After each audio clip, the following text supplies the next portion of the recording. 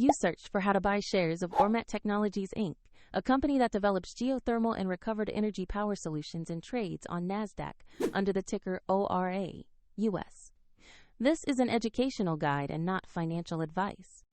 To buy ORA, US, you need a brokerage account, and I will use eToro as an example to demonstrate the steps. After registering, you must verify your account, usually with an identity document, and add funds before you can place a trade. Use the platform search bar and enter the ticker ORA, US, to locate Ormat Technologies. Confirm the listing matches NASDAQ and the company name to find the correct asset. On the asset page, you will see a brief company summary and the live price chart for Ormat Technologies. Check the company description, NASDAQ listing, and ORA, US symbol to ensure this is the right stock. Click Invest or Trade. Enter the amount you want to allocate to ORA, US. Then carefully review order type, fees, and other details before confirming. If the market is closed, the order may be queued for the next session.